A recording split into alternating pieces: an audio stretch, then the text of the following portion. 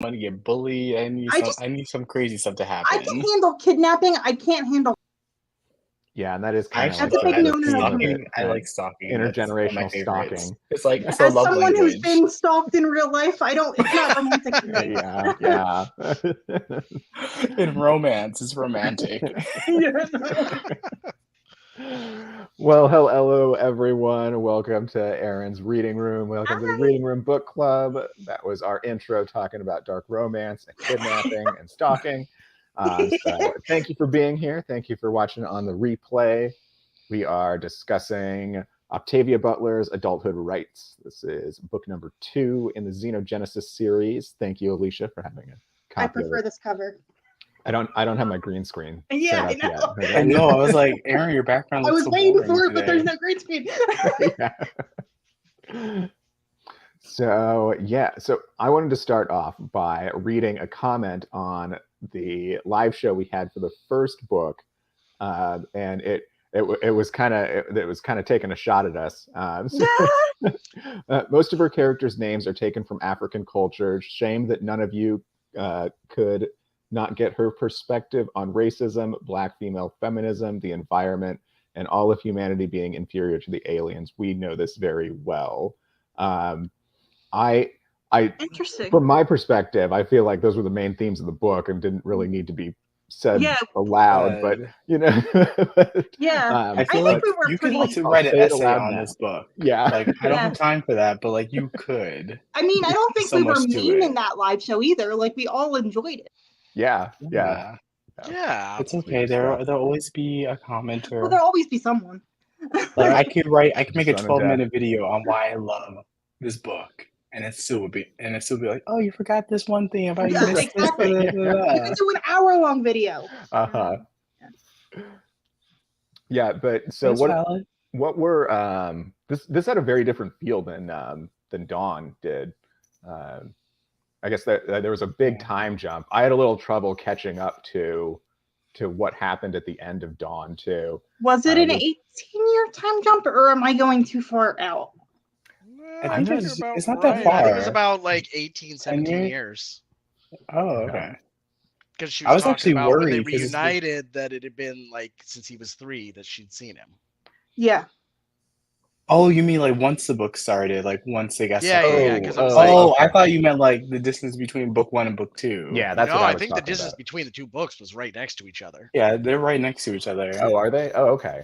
Yeah, it literally picks up. Yeah, the only time jump happens in the middle of the book.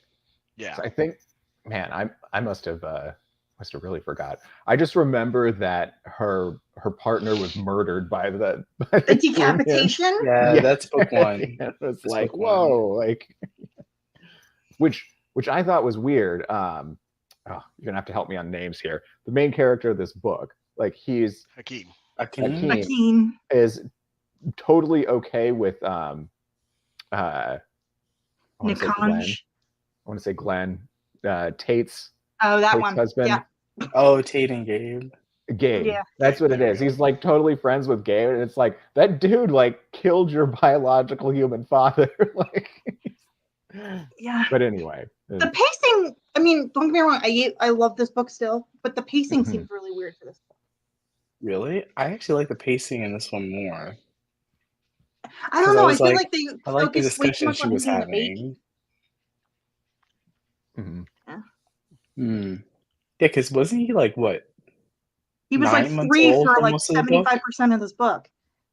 No, he was like 17 months or something like that. Wasn't it? Yeah, and then like all of a sudden at the end he's like, and then he's 20. I'm like, wait. What? Yeah. Because you even messaged. Ryan even messaged like, I have 3 hours left and he's still an infant. I'm like, yeah, just wait, give it a half an hour and then he'll be 20. Yeah, I didn't mind his age because like the way they set him up, he's already like that age of like a 20-year-old at like 9 years old. Yeah. At the time, so like he felt like a character enough where I was like, it doesn't like to me it didn't bother me his age because I was like he's not gonna change that much. He's just going to continue to learn like a sponge. Like he already knows how to speak fluent English. Yeah. And he's still like a toddler. I just found like it was very interesting, like having such a smart baby be so helpless. Yeah. For most of the book, because he's like, I'm smart, but I have a body of a baby. I guess maybe that was. I mean, this is how I read it. Like, only smarts can get you so far. That's at least how I read it. I could have read it. I mean, that's an interesting take. I mean, it's one of those things like I've thought about, like, what if you knew how to create world peace, but if you don't know how to communicate that to other people, does it matter that you know it? Right. Yeah. That was a good point, Ryan. There was a quote that she said that I think Nakan said it, like, wouldn't you disarm someone that was already dangerous, and why they stepped in and did what they did to the humans? I was like, ooh. Yeah. That's like this book. I was like, I don't know where you're going plot wise, but like some of these things, I was like, dang. Yeah, the ethics. From when it was written, it cuts deep. Because I was like, oh, that is true. I don't know. I feel like I'm feeling like I resent the whole premise of how like humans aren't capable of changing is kind of like the feel that I'm getting. And like it's one of those things where I was recently reading an article just about like gay marriage and back in the early 2000s when it was such a totally new concept for society to embrace. But 20 years later, who really cares? In the scheme of things, like it is pretty normal. It is accepted by most everyone. That it's one of those things where it's like, and I guess this is probably me speaking as a white person, not seeing it from that level of oppression as an ethnic person or whatnot, in that like African Americans have seen it for so many years, for hundreds of years, where that oppression has always been. And but on the flip side, I see it from that look, we've changed a lot in the last 40 years. That's not saying that we don't have more to go, but it's one of those things where it feels like in this book, it's like, there's only so much you can do to change humanity. Yeah, the contradiction, they called it, right? Yeah. Yeah, I really liked the just the ethical conundrums and stuff with this. It was interesting to have the little bits of Lilith that we do get in this book, where she's voicing is just like, yeah, I still hate this situation, but like, what am I going to do about it? What can I do about it? Yeah. And I think I remember being like real, like the ethics of the first book, where the what are the aliens' names? Oh, Nikanj and Ulani. Yeah, and like the Uloi are a certain type of them that like do the gene mixing, and the Oankali. Right, they're the non-gender ones. Yeah, the Oankali, and just like the forcing of their hand, it's just like, nope, this is how it's going to be. Like, either get on board or like, well, I can't remember if they were going to like put him back to sleep or whatever they were going to do. Yeah, they were going to put him to sleep for 20 years or something like that. Yeah, and if Lilith didn't do what they wanted, they just find someone else. Yeah. I feel like this book made me, I was like really struggling. I'm like, who is the villain? Like, everybody's Ulani, great. If you view from like this, like the humans, Ulani's kind of took away like one of the things that we value the most as humans, which is like free will. Like the fact that they can't have kids, especially they can't have male kids if they even wanted to have kids. They have to merge with these alien species. They describe it as a trade-off, but it's really, it's not quite fair, is it?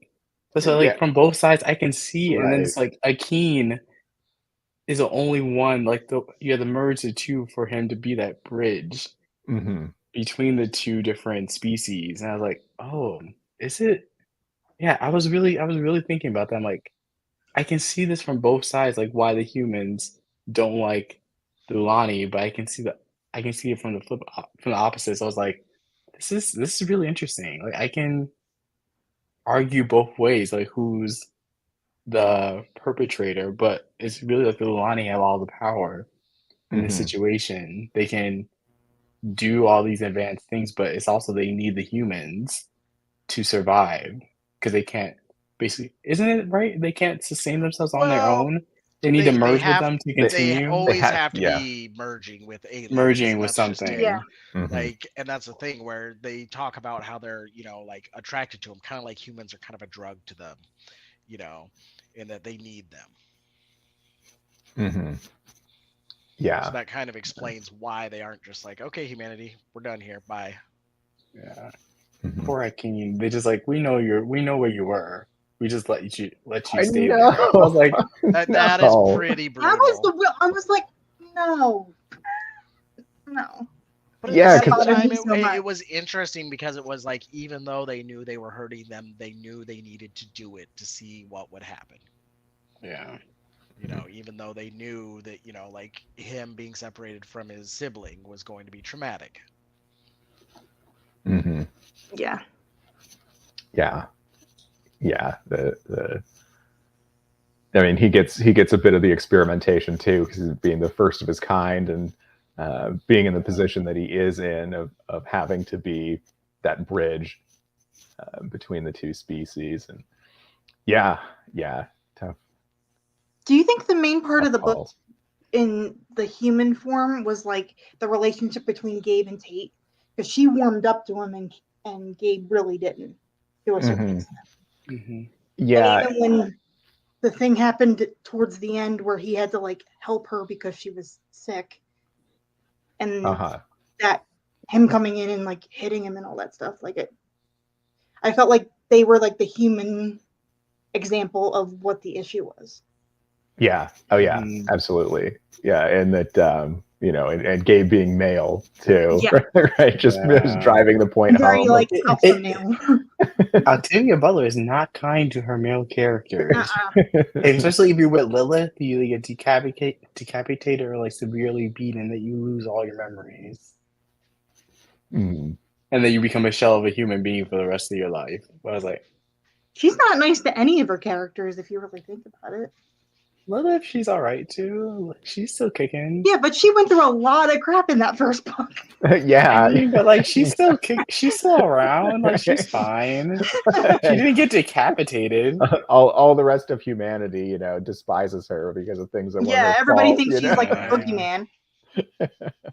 Yeah, it's just crazy. Like almost all the violence that happens in the book is humans on humans.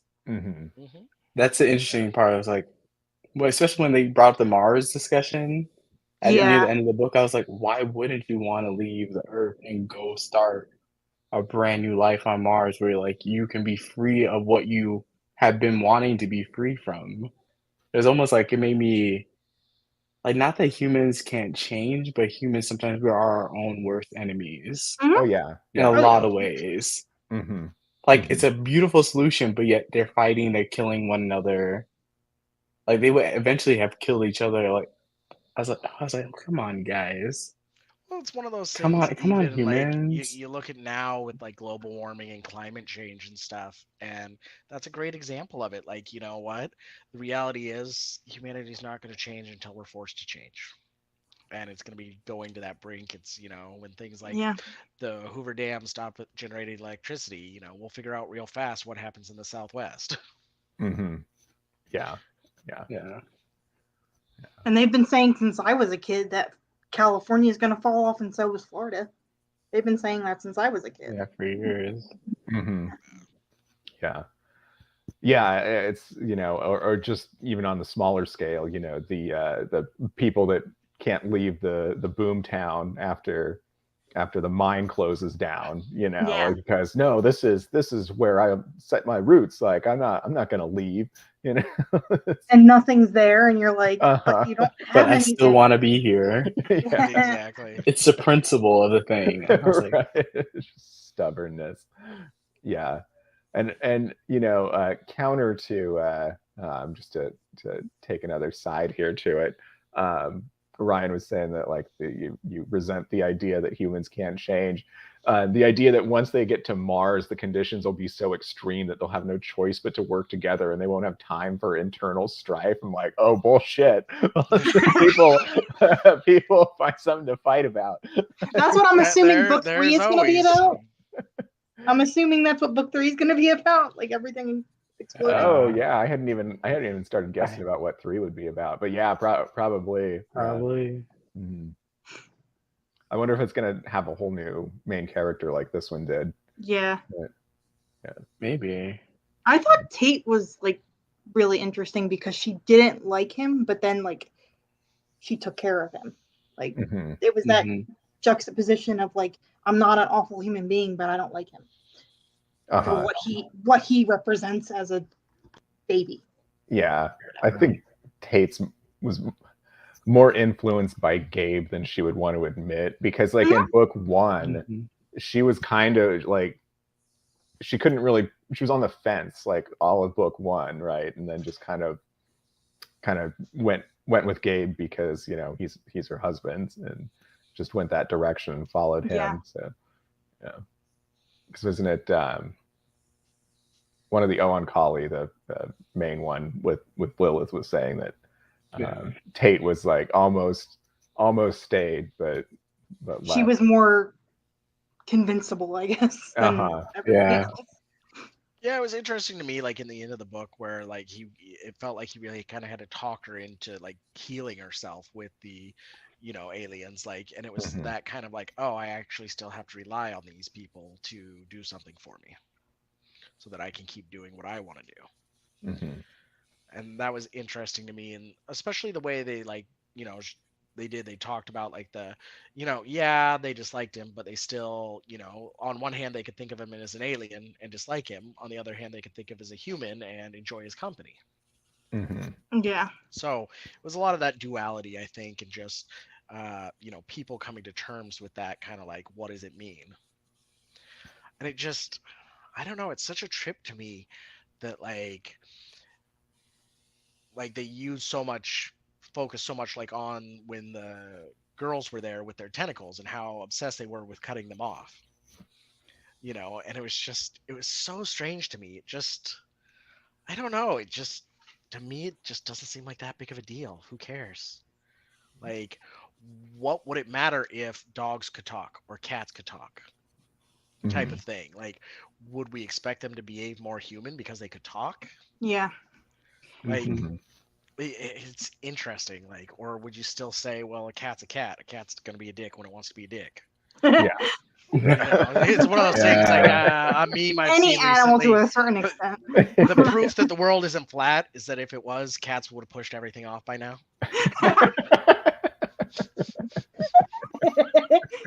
And it is. That is true.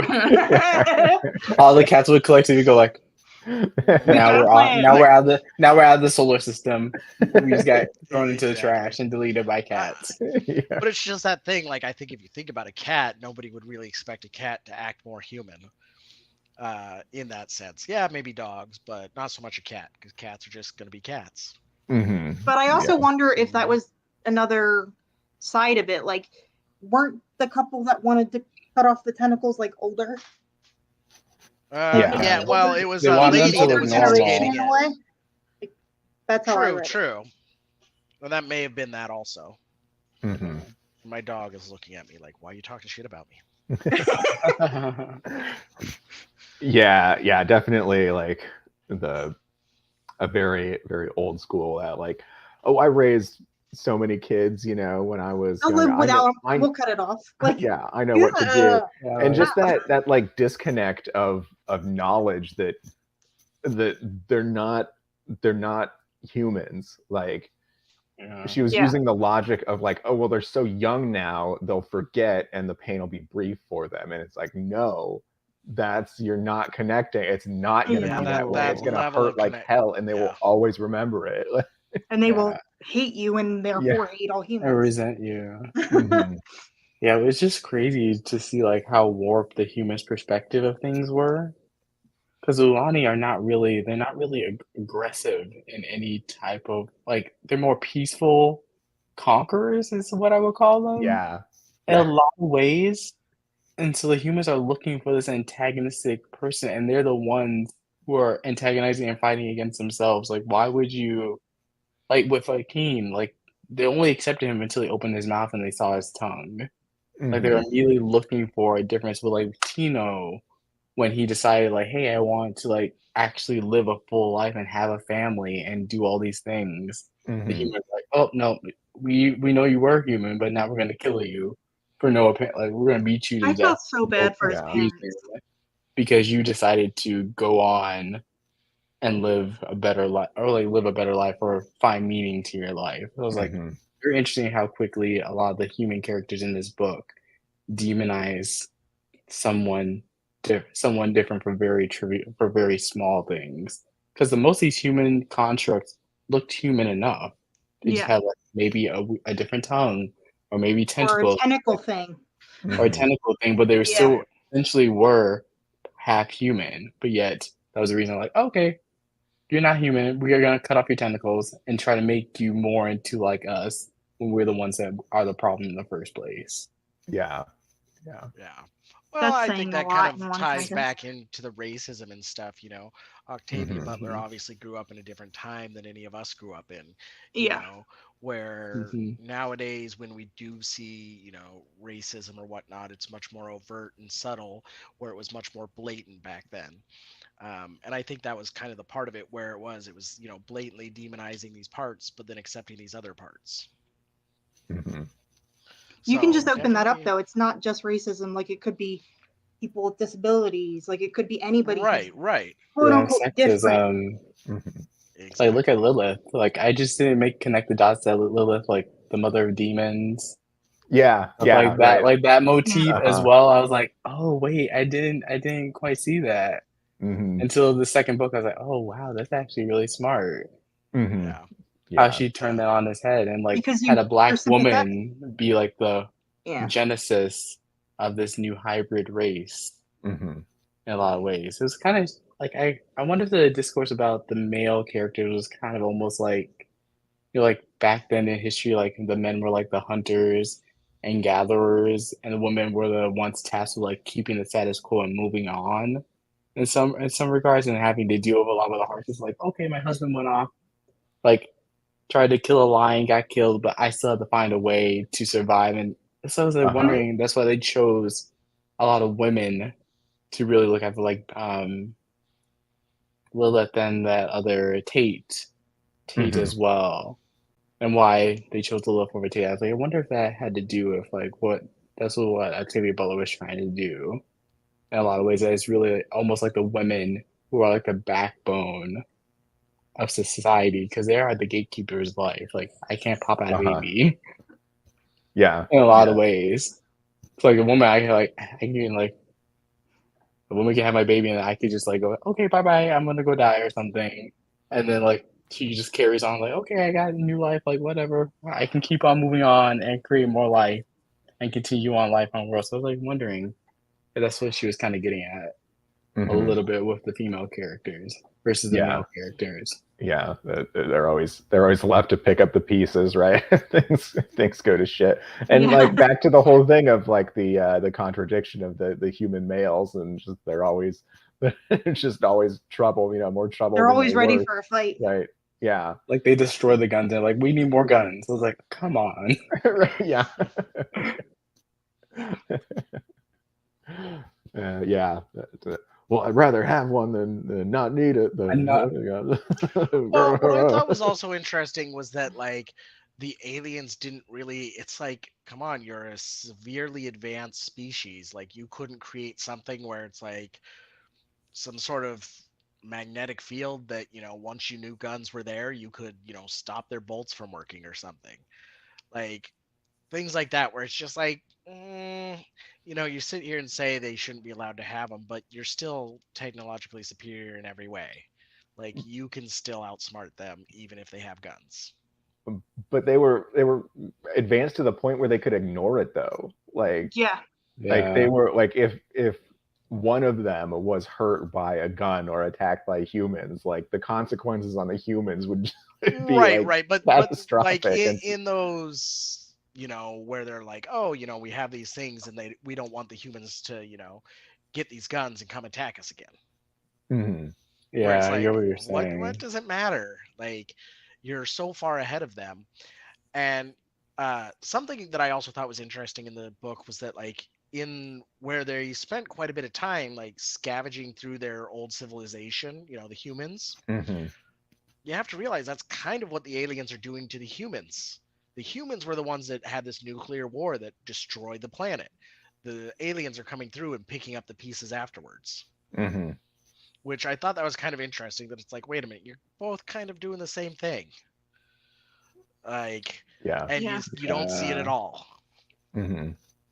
Yeah, it's kind of crazy, especially like when you get to the end, like how the aliens are kind of like, whatever. We're just gonna keep on doing like let a king do his like little thing and try to send them up to Mars. Like we know it's probably going to fail, but like whatever. Like you do you. Like it seems like once they created the human constructs, they felt like they even felt a little further distant from trying to create this like really symbiotic relationship between the two. So I was like, okay. Yeah, and they're doing like kind of like messed up things. They're like almost like a researcher, and humans are their research subjects in a lot of ways. But they didn't sign like consent. They say, I consent to this. They basically say, here's the situation. You either choose this or you choose this. And even Lilith to this point is like, this was like the worst of the two. This is like the lesser of the two evils in this case. It was like, that's what like made me try to really turn on them. Like they took advantage of a very vulnerable species at a very vulnerable time. It's like, hey, we saved you, but we don't want to wipe you out. We want to try to merge with you and create a new hybrid race. But we're not going to give you a choice because we made you sterile. Yeah. Yeah. unless you merge with us, you're sterile. Yeah. Unless you want to have constructs, no babies. Yeah. No the babies. Whole societal strong arming. Like we'll make you live forever. You basically be in top shape, but like you just live a pointless existence because you can't have kids or families or do anything they used to do on Earth because we control everything. Yeah. Good luck. Yeah. Go fight amongst each other. It's like Lord of the Flies, but like with aliens. Turned around a little, yeah. It's interesting. I did like it better than Lord of the Flies. I had to read Lord of the Flies in high school. Never want to do it again. I never read that one. Piggy? Read that one. Poor Piggy. Was that poor Piggy. Yeah. Yeah, I can't. That book just. Yeah. No. I love that book. No, I've been reading. I'm a nerd for classics, anyways. So The Shadow of so the am I. Torture. Just not that one. I hated that one. Has anyone read The Shadow of the Torture? Yeah. I read I think I got like partway through the third book, but the audio version I'm working I had through the was first like weird. one. Yeah, I think it's actually a copy that you gave me. Okay. Yeah, The Shadow of the Torture. Yeah, I read the first two. I didn't read what's the next interesting is that I really don't know much about it, but like it's highly regarded by some in the sci-fi community as just super duper deep. And I'm like going through this and I'm like, I hadn't caught on yet, but it's the whole premise is this is a society so far in the future that it was super technologically advanced and they lost all that technology. They've kind of fallen back into like medieval times. And it's this whole thing where it's like, no, like this whole city, he's through this guy's youth, he's talking about going through the city and all this stuff. And it's like, no, this is actually a really super advanced city that's like 500 years old and they've forgotten all the technology. So it's kind of that also, like where it's like, okay, you get enough of humanity together. Yeah, they remember some of their stuff, but they clearly aren't to that point where they're, building a university to have knowledge for knowledge's sake. Right. That first book was tough though. It was an interesting setting, having like there were still like they called them flyers, right? So there was still some aircraft around, but most people got around with horses and carts and stuff. Yeah, and the wizard. Yeah, that was I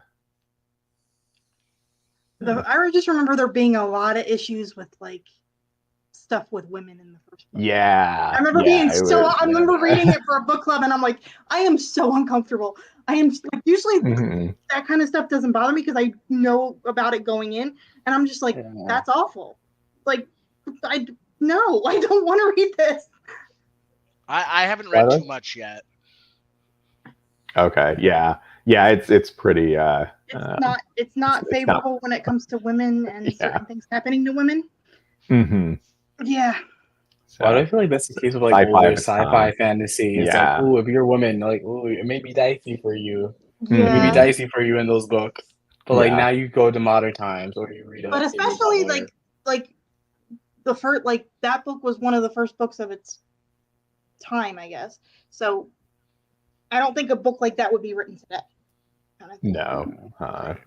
No, it wouldn't get past an editor. They'd be like, take this out. It would go straight to KU as a dark romance. Yes. And then yes. Aaron, I need you not to come for me in this life. Hey, I love KU. Because I would probably read it if someone sold it to me as a dark romance. There's nothing romantic in that first book. There's nothing romantic in that first book. It's all yeah. Once you I put on my dark romance cap, it's a whole different ball game up there. I'm still reading the one you sent me, that this one hurts or something, where he like fillets things for her. And I'm just like, can we not use that word? Like he fillets humans and she's like, it's so romantic. I'm like, he's cutting a human. That's not no. Like I can break down to you like dark romance heroes. They're all psychopaths. Like I think like what was this one? This is by the same author. She wrote one book. It's like a step sibling. It's like this is a step sibling romance.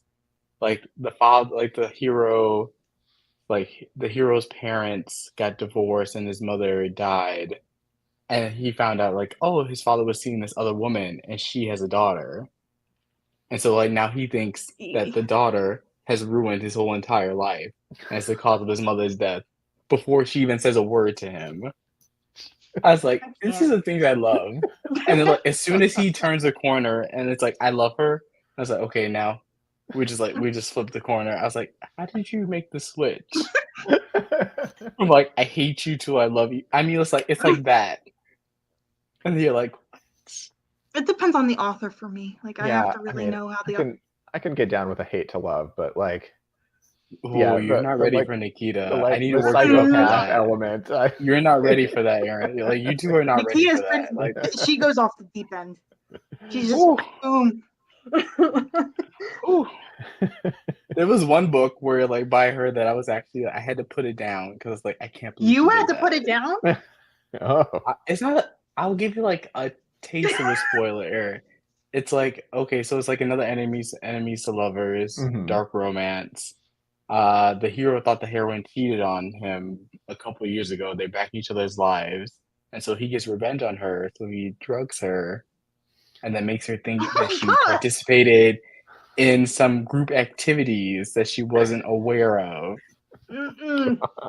No. And my mouth was on. I was just like, I can't believe she just did that. If this is actually true, you don't know at the time, but it looks that way. I was like, no, I'm good. And she's friends with these guys too. I was like, oh my goodness. Even I had to go like too far, Nikita, too far. Yeah. But yet I read book 2. And you've got book 3 on pre-order, right? Yeah. I'm stalking her page. I'm like, okay, when's book 3 gonna drop? Like, you can't leave me like that. Well, she gets stuff out pretty quick, doesn't she? No, like all her series are on cliffhangers right now, and she's like, oh, that sucks. Not writing. I don't think she doesn't have something coming out for the next 3 months. I was like, dang you! Like all your series, you left me on a cliffhanger. I was like, oh, I hate you. Well, you just have to start them all over again, right? No, those books are like 500 pages. They're chunky. They're thick. They're chunky. I think the one you recommended me is like 630. That's why it's taking me so long. I'm like, I have to pace myself. For romance? Ugh. Trust me, you need all 600 of those pages. No. Did you get to the flashbacks with her parents? My sci-fi, man. If it's not like 700 pages, why am I reading it? See, I can't. It depends. I want to read more sci-fi, but I want more sci-fi like Octavia Butler, where it's like, I like how you don't have to 100% understand the world and all the different aliens to get the story. But if you want to delve deeper, it's there. I don't want to read a book and like first chapter, here's a 20-page history of this world and 50 pages of how the science works in this world. And I still don't understand it. Here's a character, and now we're going to go into more science. I'm like, you know what? I feel like I'm reading a textbook right now. There's a certain level of science, like I said. That's like with the Rama series by Arthur C. Clarke. Like that first book, I'm just like, oh my gosh, why did I ever read it? Like it's just all science. That first book was great. But then like the later books get into the humanity a little bit more. Okay. Book 2 was the slog in that one for me, in that series for me. Oh man. Isn't that a big series? Like a long series? So there's 4 books in the series. And then there's a spin-off book that's about Earth while the characters from the main series are in the ship. Yeah. I'm really trying to get into sci-fi. I just haven't found the right author for me yet, besides Octavia Butler. Yes, I mean, it's just the way she's such a smart writer. I don't know. That series I really like because it's basically like finding God through science. And done in a much better way than Orson Scott Card does in his. Oh yeah, I tried to read that. Ender's Game, right? I tried. Yeah, I tried to read that in college. I couldn't. You can read Ender's Game. Like Ender's Game is enjoyable enough, but like when he starts to try and take it to this whole other level of and then he just starts inserting like the Mormon ideology. Oh, he's Mormon. Okay. Okay. Yeah. Yeah, that makes It's like one of those books where like it should have just been a standalone. I'm like, how are there so many books in this series that no one ever talks about? Like that. No, it's one of those. You're just like, I thought this like was just a one and done. A couple books are good, and there was one where it was the same story from a different character's perspective, and I was just like, how? Where Ender's the main character, and there's another one named Bean, and you get his perspective, kind of the same time frame and everything that happens from his point of view. I actually really enjoyed it. Like I was like, I don't want to hear the same story, but it wasn't bad. Like different perspectives. Mm-hmm. Like that was one of those few times I was pleasantly surprised. Yeah, I read Ender's Shadow, which was Bean's story, and then I read through the third Ender book. And like in that one, they like to figure out the problem or whatever, the lady inside the Ansible had to make a magic box that essentially made magic real, and like it was just okay, you're reaching here, like this you're just making things. I just prefer my standalones. Like, give me a good story, one book, and then like I hate that everything is a series. That's why I'm like, I hate that everything's a series, and then the last book is always too big, and they have to split them in. Why? Or like romance does like the series of standalones. Hence why I'm drastically trying to reduce the amount of romance I read, because I'm like, I'm tired of everything being in a series, or they call it standalone series. I'm like, oh my goodness. Companion novels or whatever. Or it's connected, or it's in a connected world, and you have to read 30 books prior to understand. I'm like, come on. That's why you'll never catch me reading the In Death series. No. That's 57 I trust Nora Roberts, though. She's a good writer, though. I'll probably die before I finish the series. No. 57 That's fine. Just put them in your casket with you, and then you read them in the afterlife. Burn it in the crematorium with me. Nora Load up a Kindle, pop it in there, and you're good. Like you will be reading the series In Death. And it would fit because that's the name of the series. Oh man. Oh. All right. Well, does anyone have anything more on adulthood rights? I finally caught the meaning of the title near the end of the book, where it was where Akin was no one was listening to him because oh, you're a child, you haven't gone through metamorphosis yet, you don't know what you're talking about. It's all going to change. You're just going to want to fuck after that.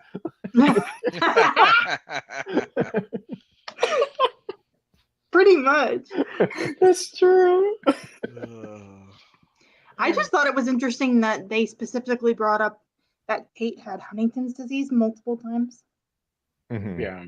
I was like, huh. Like, they were like, we can fix it. And she was like, no. And then towards the end where she was sick, she was like, please fix it. Yeah. Yeah, I love the book. I gave it 5. I'm going deep at 5 out of 5. Because I was just listening to it and it's like, let me think about this. I really like this. I'm thinking as I'm reading it, I don't care what's happening. I just like her writing. Yeah. Because it's so cool how she's how her work is still applicable, even now. Because she really does write, whether you disagree with it or you agree or disagree with it, she really writes a very interesting viewpoint of humans and what makes us human. And that's why I find her writing just fascinating, even though it's genre specific. I feel like if you didn't even like sci-fi, you would just enjoy her writing and what the you things wouldn't that even she's really exploring. know if it was sci-fi unless I mean, there's aliens in it, but it's more of a human story than Yeah, it's more genre, but it's literary genre almost in a way. But it's also it's literary, but it's also written in a way that even if you don't get the whole entire thing, you still get the core of what she's trying to do. Yeah. Well, I've lost track. So who's picking the next book? I don't know. So Amber picked this one. Don't ask me. And she was here in spirit. But I think it's been a while since I picked one. Yeah, that's what I was gonna say. You haven't picked. Gonna get another doorstop I'm here. scared. I feel that's why I'm already expecting it. This month is no. I have to look at my Kindle collection because I have an idea of which one I want to pick. I just can't remember the name of it. Watch it be the name of the wind, or it's a song of Ice and Fire. I'm like, well, I've read Name of the Wind already, so I'm good. Yeah, I can read the Name of the Wind. Yeah, I can read it. I'm not reading the sequel. I'm not reading the sequel. It's kind of the it's the one where there's an alien spaceship out in the asteroid belt, and NASA's known it's been there since the 50s, but they could never get to it. And they end up sending a spaceship with this chick on it.